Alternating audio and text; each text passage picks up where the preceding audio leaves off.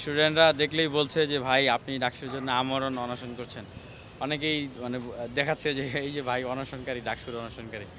এই যে একটা মানে শিক্ষার্থীরা যে আসলে মনে রেখেছে, ভালোবাসা দিচ্ছে, এটাই আমি মনে করি যে আসলে এটাই আমার বিজয় বা আমাদের বিজয়। আর এই যে ঢাকা বিশ্ববিদ্যালয়ের প্রথম বর্ষের শিক্ষার্থীরাও এখন বিশ্ববিদ্যালয়কে নিয়ে ভাবছে। প্রত্যেকটা শিক্ষার্থী এখন চিন্তা করতেছে যে আগামী দিনের বিশ্ববিদ্যালয় বিনির্মাণের ক্ষমতা এখন তাদের হাতে। এর চেয়ে বিউটি অফ ডেমোক্রেসি আসলে ঢাকা বিশ্ববিদ্যালয় হয় না। এজন্যই আসলে আমাদের ফাইট। আমরা প্রচার প্রচারণা করছি, শিক্ষার্থীদের কাছে যাচ্ছি। তবে পাশাপাশি এই কথাটাও বলে রাখতে চাই যে বড় বড় শক্তি যারা, তাদের প্রভাবের কারণে বিশ্ববিদ্যালয় কিন্তু আসলে তাদের নিউট্রাল জায়গাতে বজায় রাখতে পারছে না। কোনো একটা মানে প্রভাবের কারণে কাছে তারা একদিন বাড়িয়ে দিলেন। আবার আমরা দেখলাম যে একটা বড় ছাত্র সংগঠন তারা ফেস্টুন লাগিয়ে রেখেছেন, তাদের পাশাপাশি আরও অনেকেই লাগিয়ে রেখেছেন। সেই ফেস্টুন তুলতে 24 ঘন্টার সময় লাগলো। স্যারকে জিজ্ঞেস করলাম যে স্যার যদি লাগানো যায় আমাদেরকে বলেন, আমরাও লাগাই। তো ওনারা বললেন যে না, লাগানো যাবে না। তারপরে আরও 12 ঘন্টা সেই ফেস্টুনগুলো ঝুললো। তাহলে এইভাবে যদি তাদেরকে মানে মানে বাধ্য হতে হয়, তাদের কাছে মাথা নত করতে হয়, তাহলে একটা কাজ করলেই হয়, বলে দিতে পারে যে অমুক দল যেহেতু সবচেয়ে বড়, তাদের প্রভাব বেশি, তারা ভিপি, তারপরে যে আছে সে জিএস, তারপরে এজিএস, এরকম করে কিন্তু ঘোষণা দিলেই হয়ে যায়। আমরা তো পাতানো খেলা খেলতে আসি নাই, নির্বাচন করতে আসি নাই।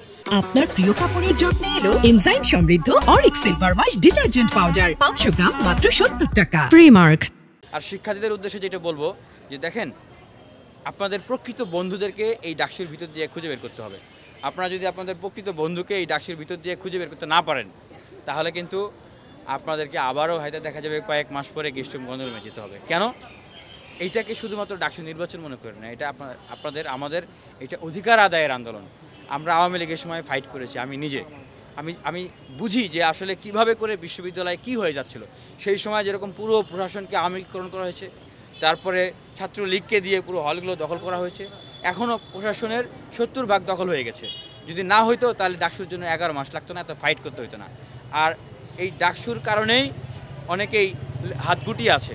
ডাকসুটা যদি না হয়তো এতদিনে দেখতেন যে দখলদারিত্ব শুরু হয়ে যেত।